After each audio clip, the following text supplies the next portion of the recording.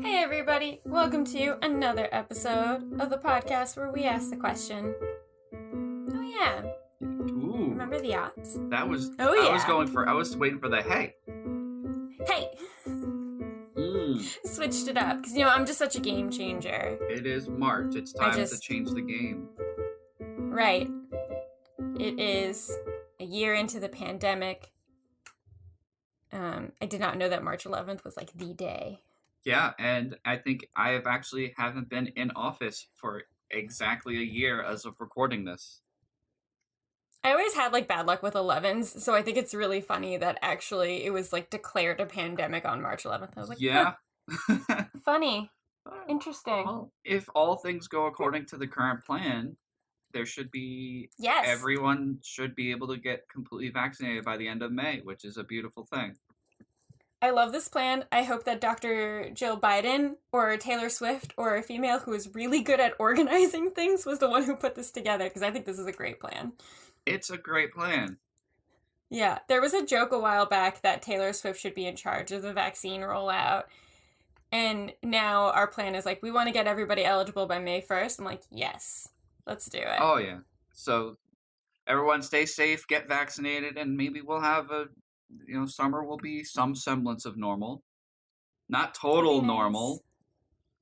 Right. Like, that's what kills me about what's going on in Texas. Like, first of all, the whole thing is awful. Just lifting all restrictions. All of it. Just awful. But couldn't you have at least just kept the mask protocol? Like, just keep that? Is that so fucking hard? What a wild decision. So, like, both Texas and Mississippi, after, like, huge environmental disasters, just think that the best thing to do to get people off their backs is to just lift all mask requirements? Yeah. Like, I'm speechless because, like, what do you do with that? Also, shouldn't somebody higher up be like, no. No. No. Bad Texas. Bad Mississippi. Not a good idea. Right. I guess not. But I wanted to bring this up with you. It's been a hot minute for a lot of pop icons of the 2000s. I mean, we talked about it briefly last time, the Paris Hilton documentary and Britney Spears. Yeah. Paris Hilton was on Hot Ones, and I watched it. Oh my gosh, I wanted to watch it. How was it? It was very good. What did you think? It was just fun to listen to her, kind of get what she's been doing. I knew she was like a DJ. I didn't realize how involved in the DJ world she was. I think also it's hard to picture unless we are there and a part of it. Oh, yeah. So perhaps the Hot Ones interview was a chance to get a little bit of that. She also talks about, like, the character she played, and Sean Evans, as always, coming in with some of the best questions in the game. Yeah. I was going to say, I bet she was really excited to do Hot Ones because Sean Evans would bring her some really good questions. Oh, yeah. And he, he asked some brilliant questions about, he asked one about paparazzi, and then he asked one asked one about, as times have changed and people become more self-aware of the problematic behavior, he goes, how do you feel about, these now, apology pieces and people coming out acknowledging how their behavior was wrong? And that was a very good question. Yeah. And what'd she say to that? She was, she talked about how, because he also asked about what does she think about being called the first influencer? And it is an interesting thing where she talks about, the character she had played, the role of being someone in the limelight and the harassment from the, from the paparazzi. Mm-hmm. She talked a lot about that and just kind of talked about, the benefit of being more aware and how nice it is to kind of get the acknowledgement that we are aware that this is wrong now. Good for her. Yeah. I'm happy that we can come full circle now and give Paris Hilton her comeuppance. She's also big into car racing. I didn't know that either. Oh, that's cool. Yeah, she's one of the fancy car racing things that the world does that I don't remember the name. Oh, fair. I'm bad at sports, Courtney. I'm really sorry. No, that's okay. Well. Yes. On this episode, we're just kind of like catching up Yes. on a bunch of different things like this, and it has been a hot minute since we've been able to record. I feel like every time we stock up on a bunch of episodes, we end up needing to burn through them really quickly because things are happening in our lives that necessitate that. Yeah, it's a crazy time, people. Yeah, life has been a lot. We are okay, but it's been a little hectic. So we're just gonna hang out and talk about some different things, and we're also gonna talk about one of our favorite things that we did when we were in high school together. It was kind of an annual trend that we would do in March. Oh, yes. My Mm-hmm. birthday is in March. I am a Pisces boy.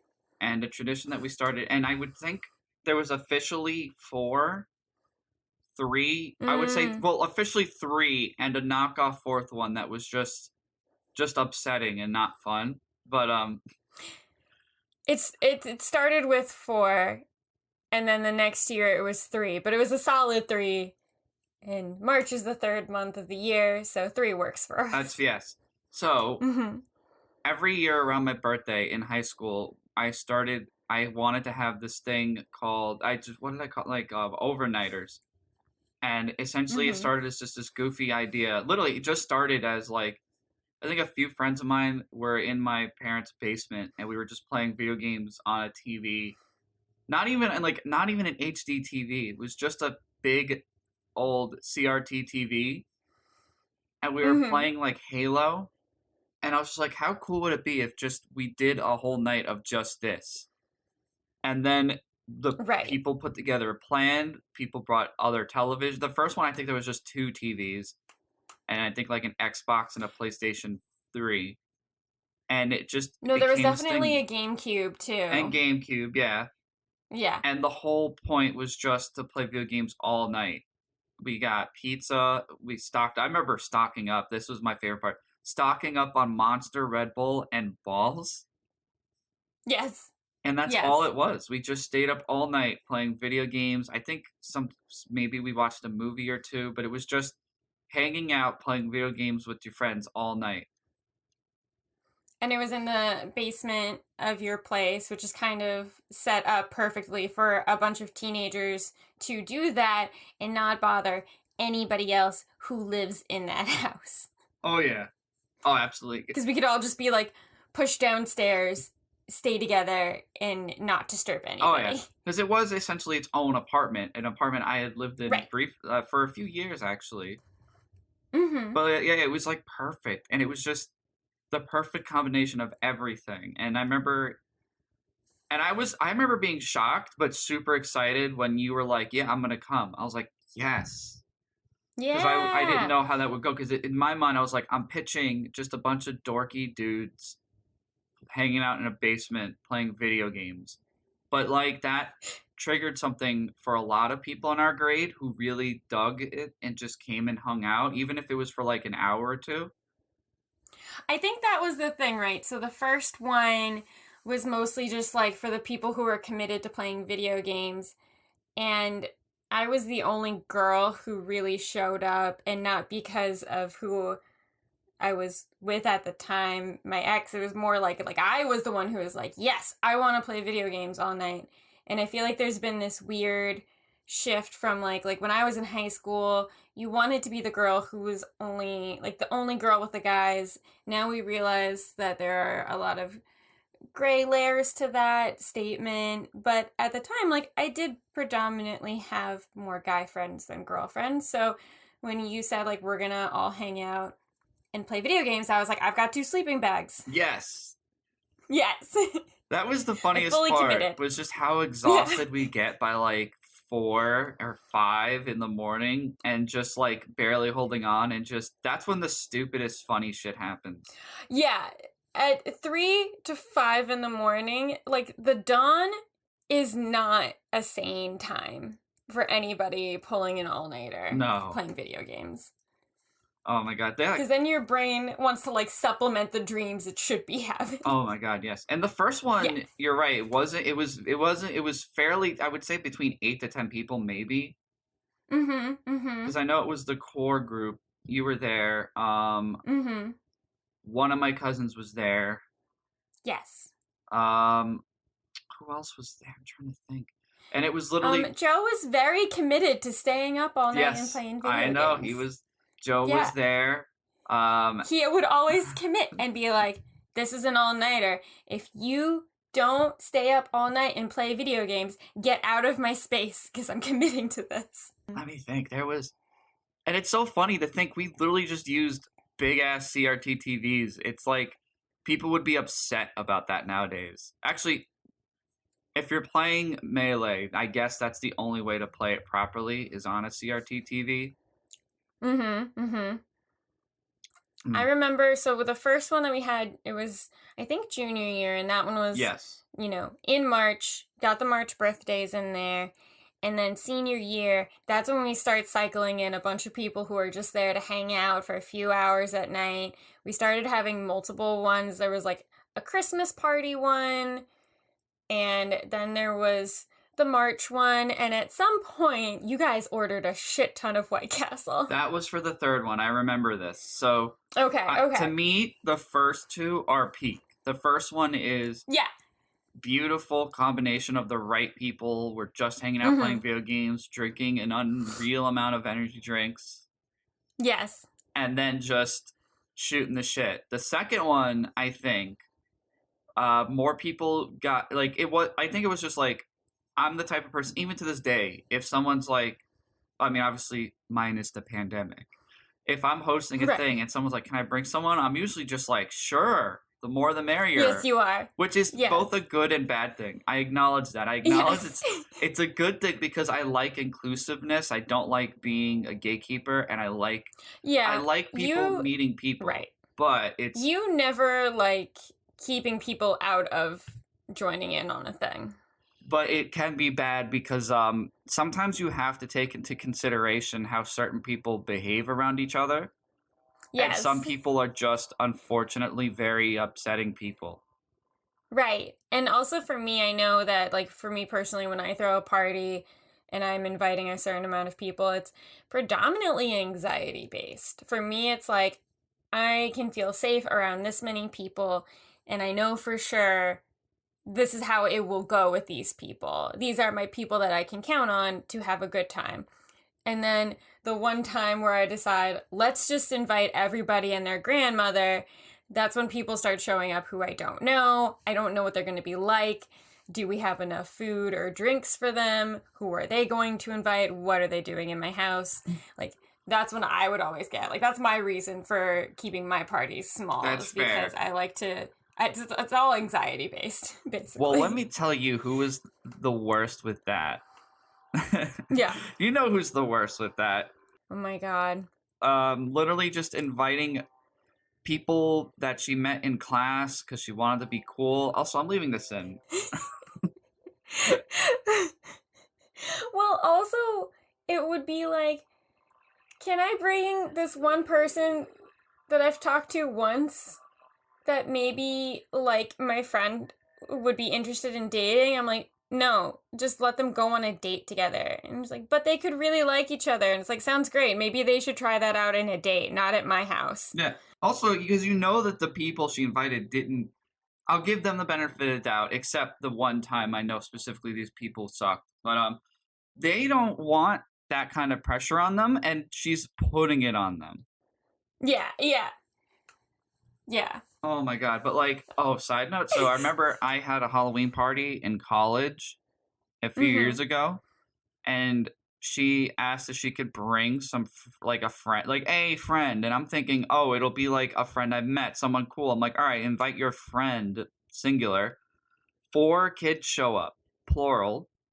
Oh, you told me about this. And I had no idea who they were. They were not friendly. They were not, and I just remember being like, who are these people? And she's like, mind you, I think we were like 24, 25. And she's like, well, these are my friends from my community college class. And I'm like, which one? Yeah. And they showed up at my house. And they literally were there for 10 minutes, took an entire case of Coors Light, which, if that's the beer they stole, I don't fucking care. And they left. Right. So And at this point, I had already stopped talking to this person, and you were still friends with them. And this is exactly, I mean, it was such a layered issue that we had with each other. But this was a really big wedge when I started to see, like, oh, you are not leaving this life. You yeah, can't separate yourself from it. I was like, what? And we are, I was like, we are aging out of our parents' health insurance. Like, we're too old for this shit. Like, what are you doing? Like, does it benefit you now? Like, what are they going to do? Be like, yo, thanks. We just rocked out with a full case of Coors Light. You're the best. We'll be your best friend now. I know. Or would it be like, wow, you're so cool. And then you're that older person who has respect? Yeah, they didn't respect her, I wouldn't say. No, definitely not. No, they took advantage of an opportunity. And they probably definitely never gave her compliments like, oh, I like your sneakers or your denim jacket or something. No, they definitely didn't. Yeah. Oh, boy. But your overnighters were like one of my favorite things of high school. And what I thought was so great about it too was just how much my family trusted you guys. Oh, that is true. Because I don't think in any other circumstance would parents expect their daughter to say, like, hey, I'm going to hang out with a bunch of boys all night and we're going to play video games and I really want you to be okay with that. Can I go? And there were several times where I would just text my mom and be like, we're pulling an anime all-nighter. Can I stay over? And she'd just be like, yeah, sure, whatever. And I'd be like, yes. Nice. Awesome. Yeah, like they had they completely trusted me with staying over, and that's a really nice feeling to have. I feel like a lot of parents would say no to that. Oh, yeah. I think one of the following ones, somebody's parent did say no. Mm-hmm. Like another girl Yes. who was invited, but I don't remember who. I don't remember exactly who it was, but Mm-hmm. So what I also worked about the first one, that was the trial run and it just worked. It was a really fun time. You know what game was huge for the first one? I can't believe I forgot this one. Gears of War. Gears of War and Left 4 Dead.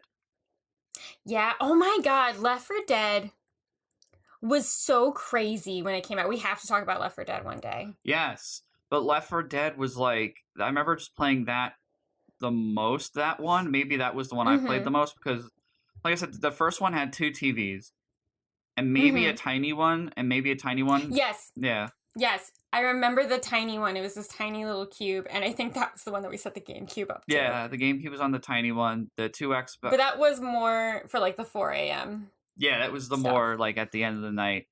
But, yeah, the games, like, it was literally just... And we absorbed kind of internet meme culture at that time. So I remember... I think it was the second one where Joe took the cocaine monster bomb. That was the first one, baby. That was the first one?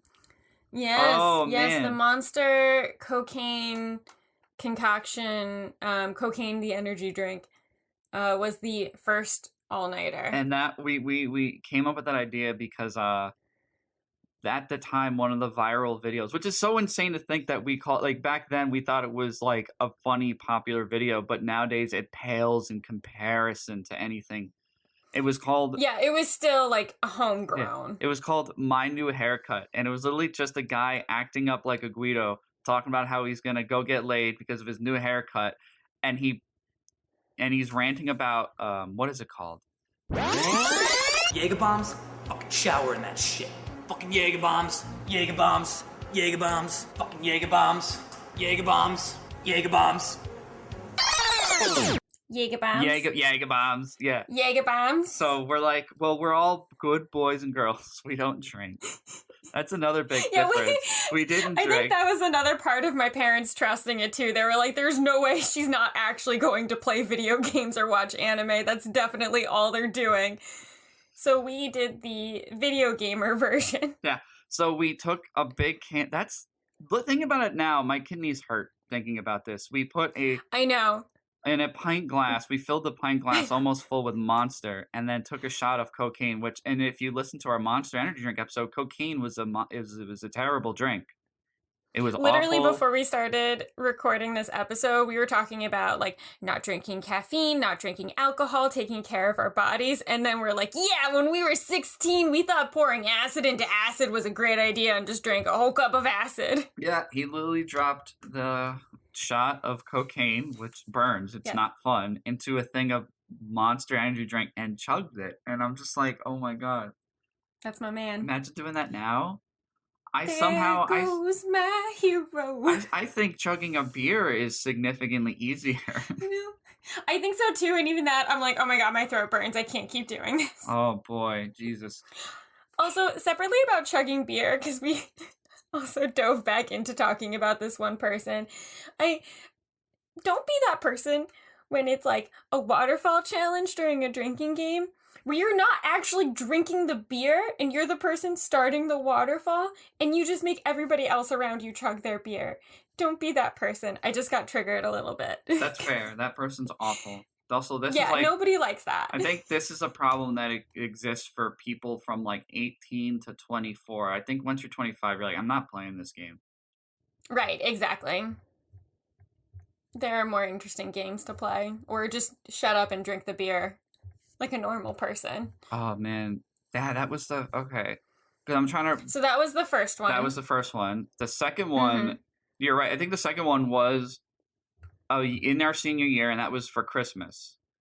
Yeah, and I thought that was a great idea because you were like, it's our senior year, it's Christmas. Why don't we have like a big overnight before everyone goes to see their families for the Christmas break? Exactly. And that one was, I think, maybe the perfect mix of everything. Like the first one was the most intimate.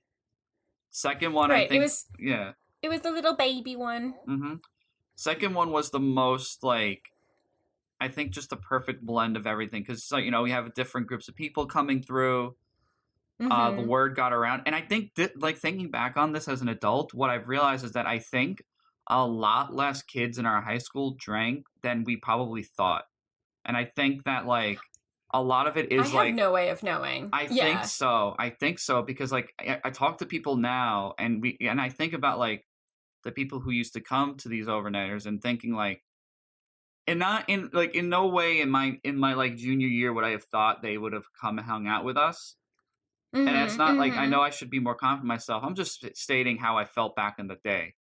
But, like, I think in my mind, these overnighters was like an outlet to do something fun where they knew like I'm gonna do the thing I want to do, which is be around a bunch of people and have a fun time, but I don't have to worry about like the pressure of what that comes with. Because I think that there obviously were kids in our high school who drank, but I think that the perceived notion of who did, it was probably a lot less than we expect. Because I think when you see the amount of people who came to something like the overnighter and just had a fun time hanging out, it's like, okay, I definitely think that this provided an outlet for someone just to come out and have no pressure. Because that's what sucks about, like, going to college as a freshman is the pressure of drinking. Not even drinking itself, just the pressure to do it.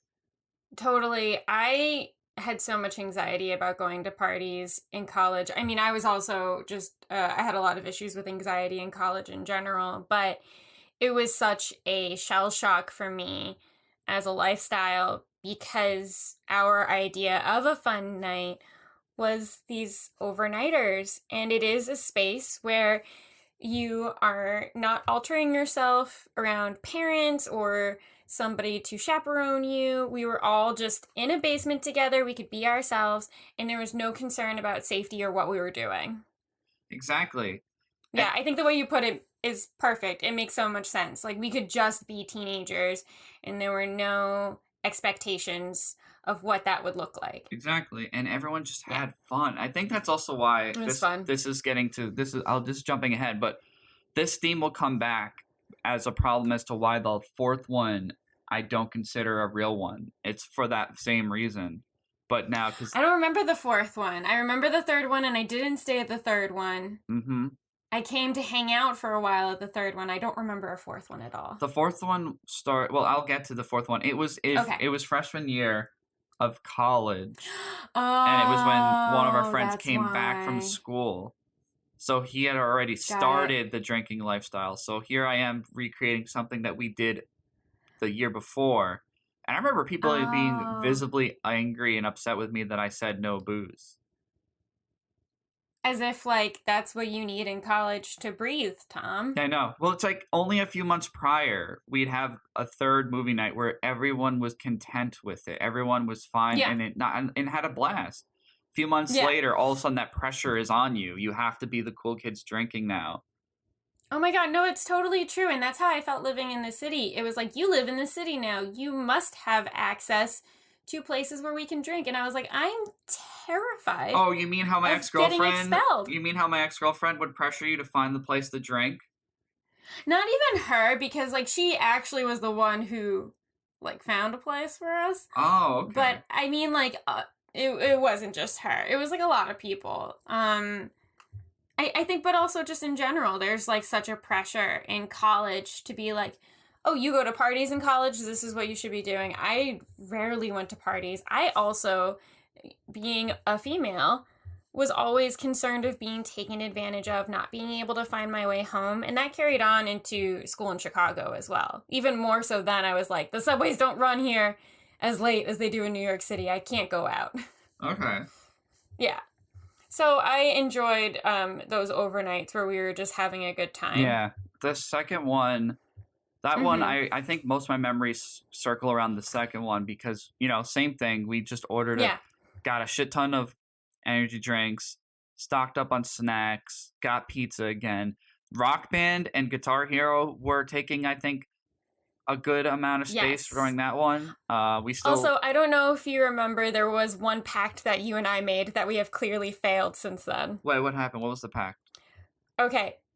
You and I had spoken secretly about how everybody loves to play Halo, and you and I are really bad at Halo.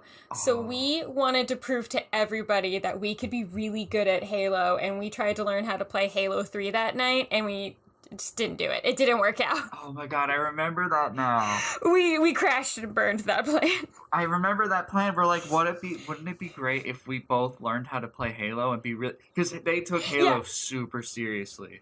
Yes, there's definitely data, like footage data somewhere of like an old MySpace video where we're in the corner TV and we're like, Halo 3, Halo 3. We didn't. Yeah, we tried really hard to get good at Halo. It didn't work.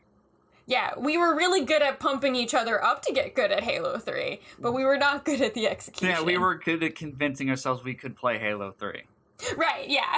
We were super pumped about it. That's how you know we've grown up, because we've been pumped about making a podcast, and now we are executing the podcast. Yeah, and it's much easier than Halo 3. Yeah, exactly. Man, I am not good at Xbox shooter games. It's, man. And this was a weird time because, like, oddly enough, in high school, I wasn't playing video games. Like, I think, even though I'm not a big gamer now, I play more video games as an adult than I did in high school, and I think I kind of skipped that third generation, like Xbox 360, PlayStation 3, which is weird, because, like, I think I was, again, a big horror fan. Like, I was only really with video games for the horror games, and that generation of gaming was not good for horror games. Mm-hmm. Like, there were but big Left 4 Dead titles. was a lot of fun. Yeah, No, yeah. Those were... Like, they were, like, there was a couple series that, it's not like... a horror game. Yeah, Left 4 Dead. There are series that are worth playing as a horror fan, and I've since maybe gone back and played some of them, but it was, like, they weren't the big money makers. Like, definitely there was a skew to make every game either Halo or a Call of Duty clone. Do you remember after, and this is kind of in between the first one and the second one, but Gears of War 2, when it came out, or just Gears of War, when it came out, it was, like, such a big thing that what we would do in high school was what we would call, like, Gears of War mode, where we would just, like, run around like we were running in Gears of War. This is before the Naruto running trend. We would get really low to the ground and just run up and hide behind things. That was awesome. Oh my God, I remember that now. +5 Gears of War points if we were able to do the somersault and then get right back into running. Gears of War. Damn, you're bringing back the memories. Yes, and then we'd run up to each other and just go, chainsaw, and pretend to chop off somebody's arm. Oh my God. Or we'd imitate Dom. He's like, my wife! No! My wife! Everybody who's listening is like, we don't give a shit about your high school memories. Get back These to are Blockbuster. important. These are important memories. Also, the culture of the time. This is a funny callback. We were obsessed at the same time. And this, like, all these things tie into the overnights. Because the overnights were, like, the perfect combination of all the memes, the video games, and the culture we embraced. We were big into the Awesome series. Those little flash animations. Yes! There was Resident Evil 4 Awesome, Metal Gear Awesome. Like all the that animator, Ego Raptor, that's a fun callback. He is now a prominent member of the Game Grumps, so he's still doing his thing. But back then we knew him as Ego Raptor, and he was a cartoon animator on Newgrounds. I loved the Devil May Awesome one when she like breaks into where Dante is, and then it's just like a bunch, like as an animator now or somebody who's been trained in animation, you just see like lines and guns and scribbles everywhere, and she's like, blah, blah, blah, yeah. And he's like, I am totally cool with this. Yeah, Metal Gear Awesome was I think the most popular one. There was Metal Gear Awesome and Metal Gear Awesome 2. Right. Oh, you want to know something? The Mega Man rant that he does later on in his career still gets quoted a lot here at my house. Nice. I love that. Yeah, we quote that a lot. You want to know something funny? What? I revisited a few years ago a lot of that old Rigo, all those awesome animations, and they're still fun and goofy. Not all of them age perfectly well, but that's to be expected. Sure. We get it. We move, we don't embrace the same comedy, and we're more self-aware. But I don't think the response I got from showing one of the Metal Gear Awesomes to my former partner, I don't think the response I got was appropriate. I got called insensitive and bigoted for finding it funny back in the day, not even now. We watched it together, and I'm like, oh, wow, this is a very different thing. I thought this was hilarious back in the day, and then it led to a fight, and I was shamed and guilted for it. Yeah, Tom, how dare you, as a 16-year-old, not understand the complexities of race and sexism and patriarchal values in our society and capitalism. Don't forget capitalism. You should be a fully grown socialist by the time you're 18. Yeah, meanwhile, they were definitely a fan of, like, alt-right atheists. Oh, totally. Well, Doja Cat still likes to show up in some chats that she shouldn't, but... Yeah. Yeah. But, having fond memories of Ego Raptor makes me a bad person. Speaking of, like, weird things that we did, that, like, we realized now, like, oh, that probably wouldn't be that great. Do you remember after the second all-nighter, what we did was we decided to walk to the diner for breakfast, and we just started chanting things. Yes. It was like 7 a.m. There's no reason. Now, if you saw a group of teenagers chanting and walking to the diner, especially without masks, you should be concerned. Oh, absolutely. Like, right. That second overnighter, we went to the diner. I don't think anyone really slept. I didn't sleep. No. But it was a perfect way to wrap up the overnighter. That one it was weird because I'm trying to remember. I think by this one, maybe 15 to 20 people were there at peak. People, like, a lot of them didn't stay the whole night. They came for a few hours and then they would leave. I remember there was some drama too. Oh my god. Yes, I wasn't sure if you wanted to talk about any of that. I won't mention names, but I will mention drama. I do remember one girl came specifically because she wanted to ask one of my friends to prom. And he said... Oh, really? Yeah. He said no, and she was really upset. Huh. I didn't know that was a part of it. I remember her asking me if he was gonna be there. Oh, you know what? I remember that. I remember when, like, a couple of girls were at this one and they were hanging out and they were much more comfortable with their bodies and much more like, yeah, you can grab my butt. It's okay. So it led to like one person then thinking it was okay for them to do that to me. And I'm not bringing this up to like whistleblow on anybody. Like, I understand we were teenagers. There were some very conflicting messages. I actually was incredibly, I think, patient with that. And I just pulled the person aside and said, I know they're okay with that. I'm letting you know I'm not okay with that personally. Plus, my boyfriend is here. So I just want to have a good time. And I just want you to know, like, I'm not all right with that. And then literally the next day, like 3 of the guys that you and I don't really talk to anymore were saying that I blew things out of proportion. No, you didn't. Right, I handled it really well. And that was a moment where I realized, like, oh, sexism is still a thing. Yeah, you handled it really well, and I'm really sorry about that. And just No, you shouldn't be sorry about that. There were mixed messages, and like I wasn't even mad at the person who didn't really understand that, you know? Yeah. I was more mad at the people who thought that I blew up. Yeah, because here's the thing. It's when they enter the picture and they're asserting what they believe to be the standard of what's okay and not. Now it reinforces this.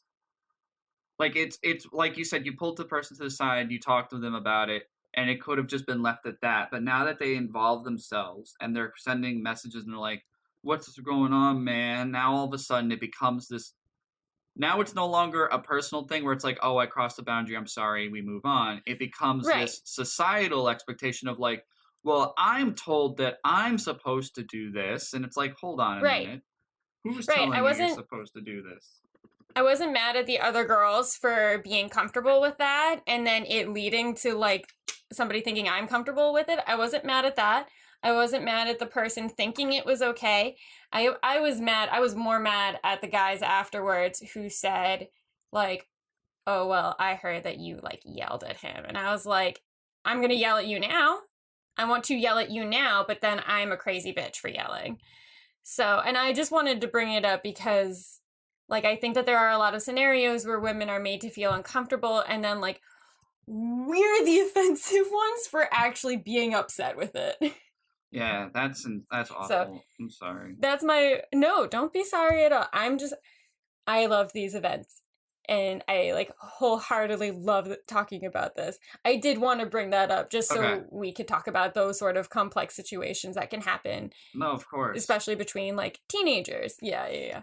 That is, you're right. I think that is like, aside from the incident itself, that is the more problematic issue, is that everyone has now, because it involves, because you're right, like, the other girls were more comfortable, they were kind of egging it on for themselves, you know, but you get caught in the crossfire and you establish a boundary. Like, that's a hard thing to learn. Like, even as an adult, I think the hardest thing is learning where your boundary is and asserting that boundary.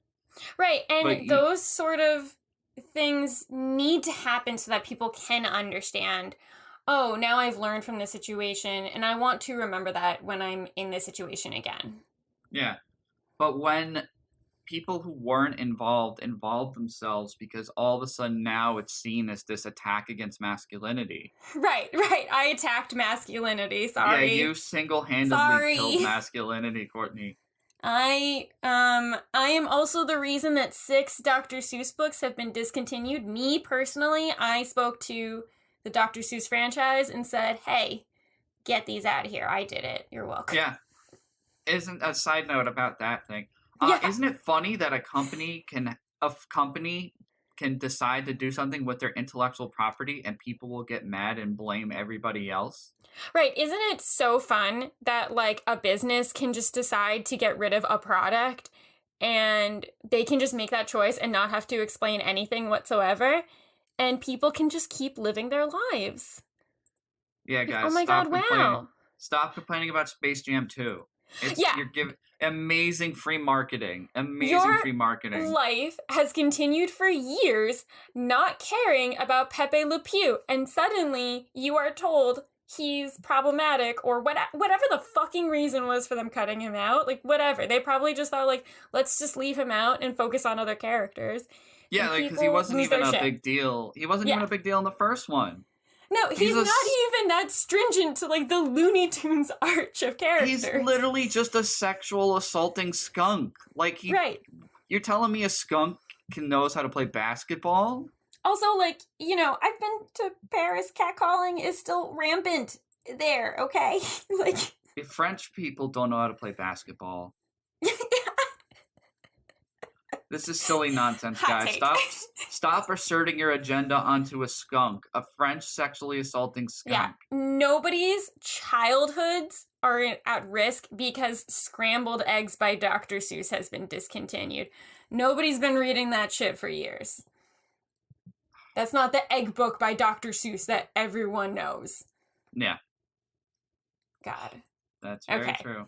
We had to talk about that. Yeah. It works out because it's clicks and it's free publicity. So yes. It's the Grand Theft Auto mentality. It's make an outrageous thing that pisses off more conservative-minded people, and they will talk about it to no end, and that's brilliant free marketing. Right, exactly. So, Good job, guys. Good job, marketing teams. Putting Pepe Le Pew in your story is not an original opinion. Yeah, you're also not saving masculinity by fighting for Pepe Le Pew. Like, then he's the last person you should be fighting for in terms of masculinity. Masculinity really thanks you guys for fighting for Pepe Le Pew. You're doing a great job. A stinky French skunk whose only characteristic is sexually assaulting a cat. See, this is... exactly! A cat who seems to keep getting herself into situations where, like, a white stripe is painted onto her back. And then, even then, the argument could be like, well, why do you keep getting yourself into situations where you have a white stripe painted on your back? That's on you. Maybe you should stop flaunting that white stripe. It's your fault you're hanging out with the French skunk. Yeah. Maybe everybody knows that skunk is well known for doing that kind of thing, and you shouldn't be hanging around him at night. Yeah, it's the cat's fault. This was a really fun conversation. I love this. We should really, we should just do segments where people get upset and say ridiculous things are canceled when, like, how can you cancel something that's made millions of dollars for decades? Yeah, and it's also not canceled when the company itself removes the service or the product or the character. It's not cancel culture when Warner Brothers Studios and the filmmakers say, this movie doesn't need a French skunk in it. I know. Yeah. They're just like, we have LeBron James. We have all these other things. We can just leave Pepe Le Pew out. It's fine. Yeah, he wasn't a great service in the first movie. Man. 2021. Oh.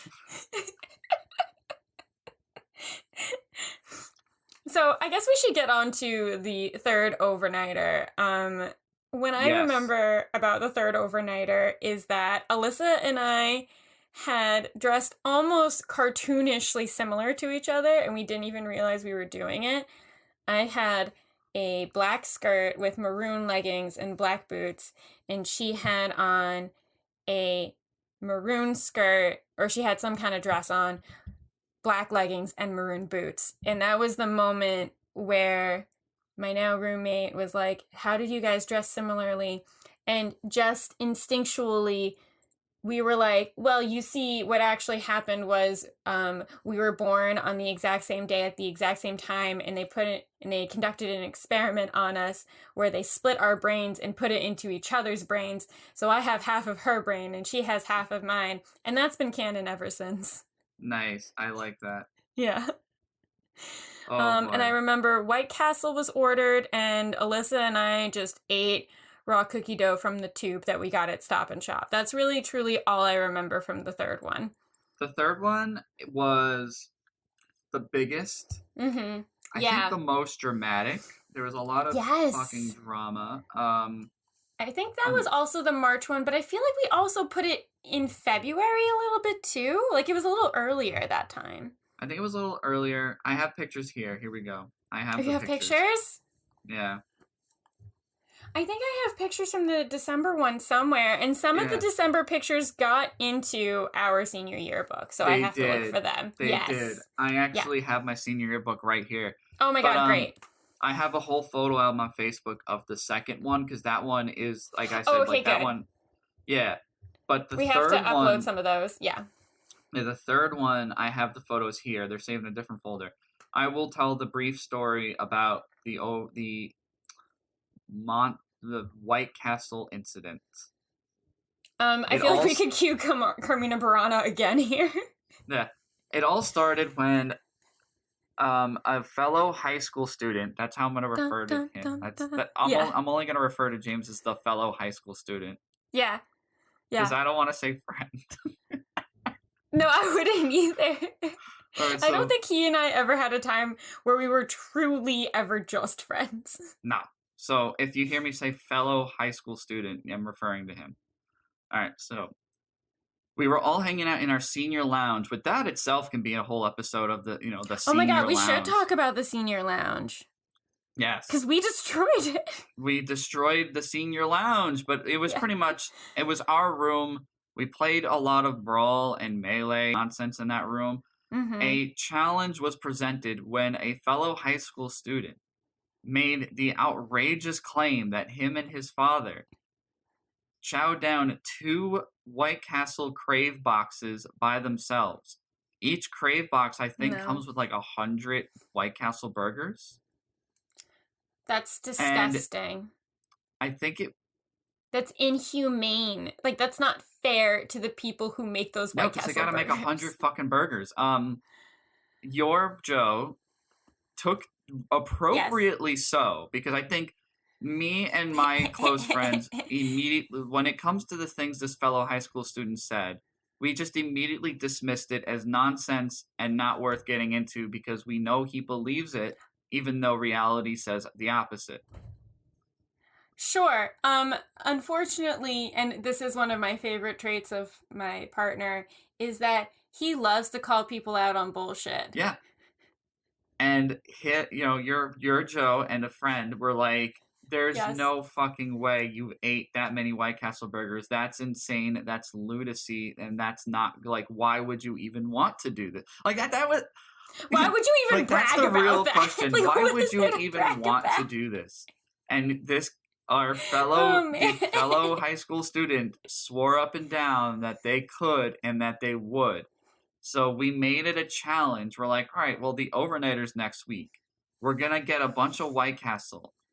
Yeah, we're gonna get we got 150 burgers, because we figured nobody's gonna want to have more than a few burgers, so 50 would be enough for everybody else, and then the other 100 would be for the fellow high school student to eat. And he even said he could do it in under an hour.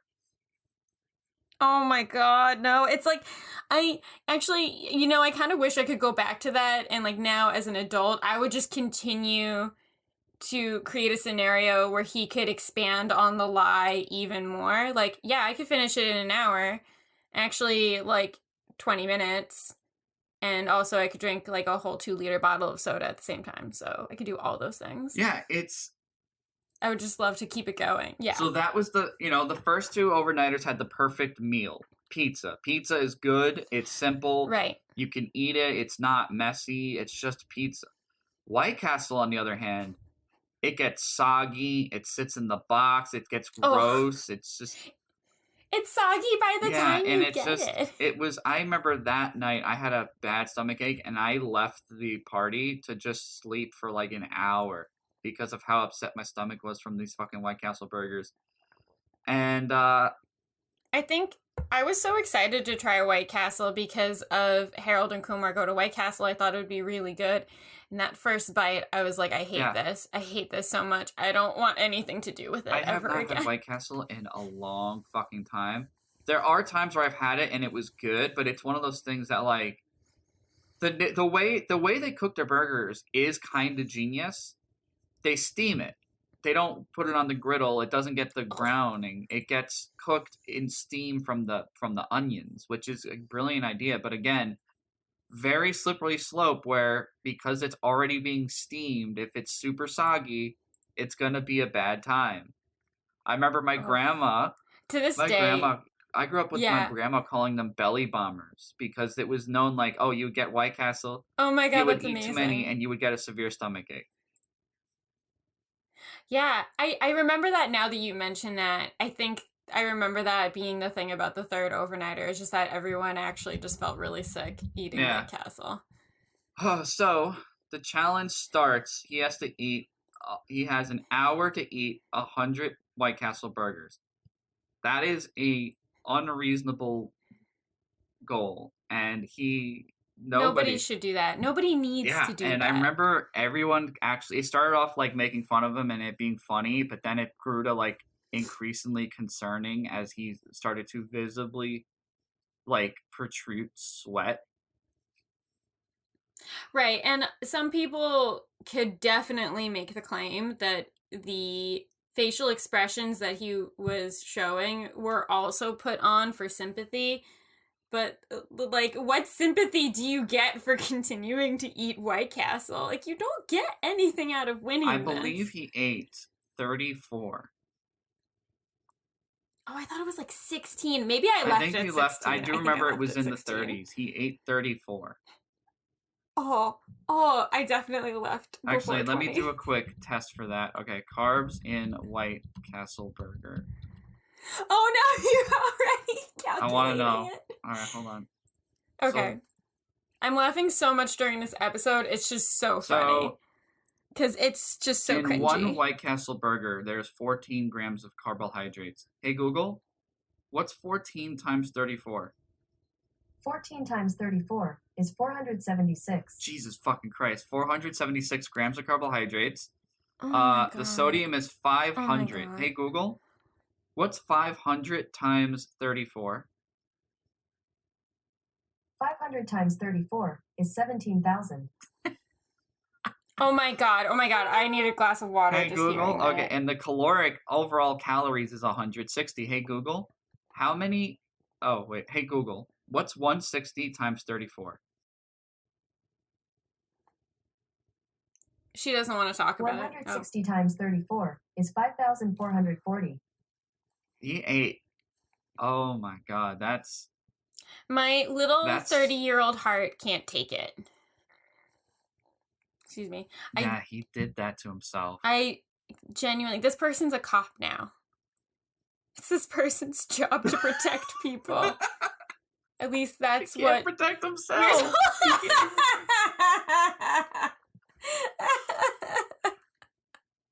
I can be a hero, baby. Oh boy, yeah, that movie. Unfortunately, that overnight. Now I think the second movie night was the right amount of people with the right amount of blending. Like there was people of different social groups, the people who we knew at that point what worked and what didn't, and what to do better for the second time. Yeah, the second one, it was like people of different social groups and different hangouts and different scenes, but we all got along, so it was just a perfect blend of people hanging out. Interconnected a little bit in some ways. The third one, I feel like, became cliquey. Like, I think you stuck to either your friend group or your scene group, and that was it. Yeah. And I remember being a little kind of bummed out about that. But, I mean, it was also unfortunately, and this was no one's fault, just unrealistic amount of stupid, petty drama going on at the same time, the third one. I remember that, and I think that was the reason why Alyssa and I didn't stay the night. I was just like, you know what, let's not do this. It's okay. There was, like, too much drama at that point. Yeah, there was drama between... the puberty hit the wall. Yeah. I remember... two people who I used to be very close with, were on an on-again, off-again thing, and they were not together at the time, but then decided to hide with each other in a sleeping bag underneath a table with each other. Oh. And everyone knew, oh, they're under the blankets making out. But I remember it being like, oh my God, are they making out, or what are they doing? Are they back together? And it's just like, guys, get the fuck out from underneath the table. We don't need this silly shit. And eat White Castle, okay? Just go be gross in a different way where we can all see your hands. They should be on White Castle burgers. Did we even do the diner thing again this time, or no? I don't know. I don't think didn't so. stay for that Yeah. one. I don't think we did. I think everyone was just fed They up were all and just done like, with it by the end. Ugh, the heartburn from the puberty and the White Castle. Yeah, 'cause I feel like pizza is acidic. But Right. I feel like pizza still at least better suits the stomach when you're drinking a bunch of energy drinks. I don't think White Castle does the same. No. No. And then I can talk about the fourth one. Let's talk about the fourth one briefly. I know you have to get going soon. Yeah. Yeah. So a few months after this, we graduate, we go to, we get ready, we're going to college. I have my first girlfriend, and I tell her stories about these overnights, and she's like, oh blown my away god, this and is wants all to- clicking to Mhm. me now. As soon as Yeah, you and said she that. really wants to do one, and I'm like, I want to have one. And this was, I think it was in October. Okay, Joe and I were for definitely not there for this. No, you guys were not. But it was a last minute decision because our friend was coming back from school for Columbus Day weekend, and we were like, we can have a big get together. And I'm like, let's have an overnighter. And I was just like super excited and proud, and everyone was on board. You're thinking this is going to be a great idea. Yeah. Yeah, one of my, I think it was either my cousin or somebody was like, should I bring the booze? And I was like, no, like there was never booze at these things, and it just put a damper on the whole thing. Sure. And nobody was happy. And I remember trying to recreate that overnight experience, and it just being a fucking miserable time. Like everyone, because like now everyone had that pressure, that freshman year pressure, and like our friend had gone away to school, so he already started. Like he was already into it. We also like, didn't have a lot of people going away to college, really. No. No. So for him, it's like he had these stories of these or already drinking, and now the pressure's on for the rest of us who were commuters to like try to to be cool and have these fun events, and here I am, and I think I do remember my ex was really excited and glad that she got to stay over, and it was like the first time that we shared a bed together, like a little risque, but otherwise I was disappointed and sad. It just felt like Yeah, I think the end of that kind of era. What's sad about your first relationship is just, I think that genuinely she just wanted to feel like she had people's approval and was included in a lot of things. And I think that's also sort of like where you connected with her as a person, was because you wanted to include people in things. Yeah. Yeah. Oh man, but that overnight, it kind of killed the vibe, and I just felt really sad. I was like, damn man, like the overnighters are done. The generation is over. I was going to say, I think it's one of those moments where, you just kind of realize that like there's something good that we made, that we created, and then just eventually over time you age out of it and you change as people, and there's no red light, green light to let you know when that's going to happen. But then once it does happen, you can't recreate it. And then people who try to recreate or hold on to that thing, that's when it's a problem. Yeah, and I think things evolve and things can change. I think that because the overnighters are not the last time I would host a thing like that, but things and times change. Right. And yeah. we still had plenty of nights where we would stay up at somebody's house till 4 a.m. watching an anime, and that's basically the same thing. Like, we didn't realize we were doing it or that it was a plan, but we would have nights where we still, had late nights. Oh yeah, absolutely. Doing stuff. But that is the story of the overnights. Mm-hmm. Do you remember? Is there anything I didn't touch upon that you may remember? I'm really glad you brought in some of the memories. I was like, whoa, that's I didn't even remember that either. I know, I was a little worried. I was like, I can't really remember it narratively, but I remember these little moments and things that happened. I do remember the first one, and I think this was the thing that made us realize, like, oh, this is going to be a good time, was I took out my camera, and everyone just started singing and dancing to Come On Baby, Light My Fire. Oh, my God. I think I have that video. I was going to say, that video is somewhere. It's on my Facebook. Yep, Light My Fire. We did the little song and dance and just waving the fingers. And that's when we were like, oh, this is good. This is a good time. That was such a good time. Yeah. Think about all the people where they are now and how they were in my basement singing Come On Baby, Light My Fire. One of them's a teacher. Yes. One of them is a top engineer. Yes. I don't even know which company anymore. He I don't know. he travels I the don't fucking know. world. He's so busy. And he's so busy, and he was singing "Come On, Baby, And Light he My danced Fire." with my mom at my sweet 16. He did. He's such a good lad. He's a good dude. And then he's a good dude. And then I work in the news. Yeah. You're a professional I know. teacher. I'm like an You're a academic. professional. You're an academic. Yeah. Which everybody should just know, like, being an academic is just like, you know, you think that you're supposed to be like on top of your shit and getting stuff done ahead of your time of your deadline. No, it just means more likely if the deadline is like yesterday that like you're sending it in at 11:35 at night. Yeah. But yes, I am a professional academic and artist, so that's fun. And I'm just some guy. No. You do some pretty cool shit too. We run a podcast. We're awesome. We do. So- that was the lamest Also, thing I've probably ever said. We run a podcast. I think I'm gonna make Tarot Thursdays a regular thing. I have fun with that. You Also, should use using- Tarot Thursdays as like a time to shame people. I love that. Also, if anyone follows me on Instagram, go to my Tarot Thursday post and just read to the bottom. Yeah. I have a slight criticism of people. Yeah. Some like And I saved it. It's reflection on tarot very cards and also spilling a little bit of tea. a little subtle jab, a very passive aggressive jab at certain people feeling angry right now. Tom, very quickly. Yes. Do you think that running an overnighter would be successful now? I say yes. You think so? It wouldn't be the same. Yeah, I think. Well, it's hard. I mean, I'm fucking 30. I know. I feel like if I tried to stay Like, up all night, I'd just vomit. Like I'd get a migraine. I think I could. Yeah, I think I could, but that's just the nature of my work schedule to begin that's with. true.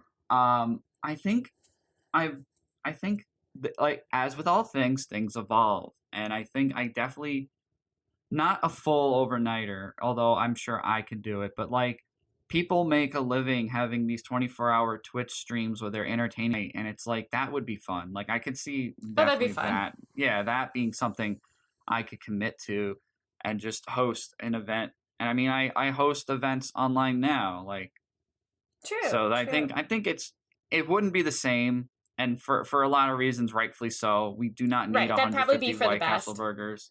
Yeah, and we also like don't need to like relive the like youthful exuberance that like the energy that you have when you're 17 and you can No just one stay should up all drink. No one should drink that many energy drinks ever. night. No, don't do that. But I think a fun night of shenanigans and foolishness and socializing is still a very, capable thing. Cool. I am 100% on board with, maybe recreating something like that in the future. Yeah, when the pandemic's over. Of course, Definitely. yes. Yeah, Nobody like should as do like this a now. celebration. Yeah. What Yeah. do you think, though? I don't know. I mean, part of me is like part of the fun was that we could just be isolated and be ourselves in a basement and play video games together. Now we have places of our own to return to. And instead of like sleeping on the floor of a kitchen, like that definitely hurt Joe's back, and we could just go to our own home and sleep in our own bed. It's like things like that, Yeah. like the Yeah, I actual wouldn't- routine of it, I think would Yeah. make it difficult to make it as enjoyable. But I mean, the purest of the concept of it could be possible. I think also it depends on who we'd invite. Yeah. Yeah. We know who not to invite. Not throwing shade. Throwing a little Not shade. somebody who would eat a shit ton of White Castle. No. The funny thing is, a lot of people who are there, they either know who, like, we're talking about and why we say that, and then the people who would be upset about it aren't gonna listen to this anyways. Yeah, yeah. Yeah, it's fine. Tom, what has been your obsession? It's been a few weeks, so it's been a little that's while. right. Yeah, Finished WandaVision. nice. I get the disappointment, and to a degree, I'm a little disappointed. But I'm I just think disappointed that I had the ending ruined for me. I'm surprised people are disappointed Yeah. by it. I Yeah. think overall the story for Wanda and Vision, beautiful story, and I'm very happy with its conclusion. But otherwise, I get why people are upset. It just seems like for larger universe building, some missed opportunities. But you know what? It ended in a not. I guess the big argument is, despite some things like big battle, it didn't end traditionally very Marvel. Even though one of our friends argues that it was horrible, the whole show was horrible writing, and it was very Marvel, even though it didn't give you that Marvel ending, which I don't Okay. understand. I just think he again, it's that too cool for school problem with him. I think I need to watch it and create an arbitrary opinion. Yeah. Now that I've had the ending ruined for me, I got no skin in this game. I also totally forgot, I knew that the character's name was Vision, but for some reason, I had a moment where I was like, why is Wanda's name the only person whose name is in the show title name? And then I was like, oh, Wanda Vision. I had a moment where I was like, yes, Paul Bettany's character is named Vision, but separately, why isn't his name included in the title? Oh, wait, yes, it is. You are an idiot. It happens, don't worry. You are an idiot. It happens, don't worry. I thought about the other day, I'm like, oh yeah, WandaVision, I get it. Yeah, okay. yeah. I was like, yes, Wanda's name is in the title, but why isn't Vision's? Oh, okay. Yes, it is. Never mind. Yeah, but what about you? What's been your weekly obsession? Ooh, I finished The City We Became by N.K. Jemisin. Nice. Amazing book. People should stop putting Hunger Games into their high school English curriculum and supplement it for The City We Became. It is an amazing sci-fi narrative representation of white patriarchal values, and it is so good. The enemy is basically the white patriarchy, but also the villain embodies themselves as a white woman. It is so important, and it is so good. Okay. It's a very good book. Nice. All right. Yeah. All right. Are we cool if I wrap it up here? Yes. All right. Well, guys, thank you so much for tuning in to our more relaxed fit episode, reflecting on the memories of the 2000s and the overnighter. I mean, It seems like it was, I think ultimately, because it encompasses so much, the memes, the culture, the lifestyle, the drama, the petty, just the fun of that time. So I think it was a well worth it episode, and we should do a whole episode. I think we got to do an episode on Parallax too. Yeah, we talked about that in an earlier episode, and getting ready for this one, I was like, I can't think of overnighters without Parallax, so we will have to cover Parallax at some point.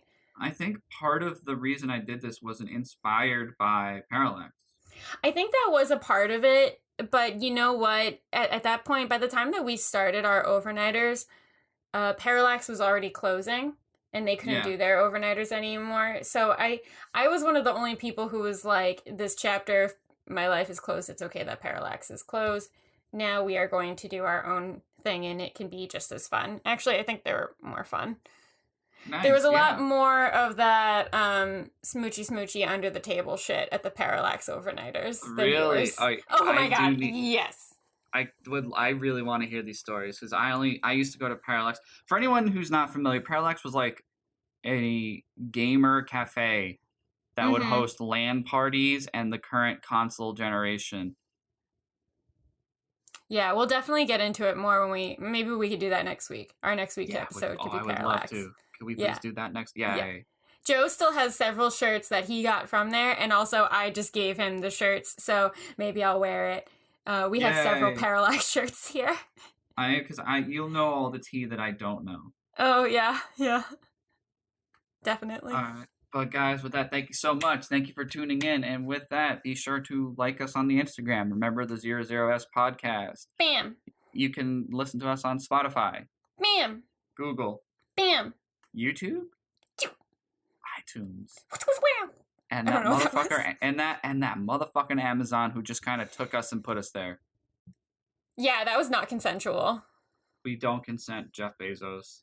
Yeah, well, that sounds pretty on par. Oh shit.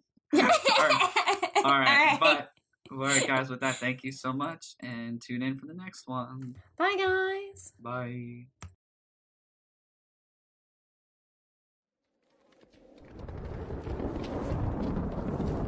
Ain't seen anything like this before. Jesus, don't let that stop you from smearing it all over yourself.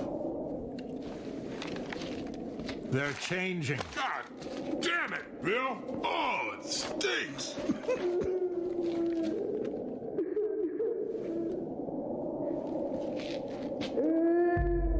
Someone's still alive.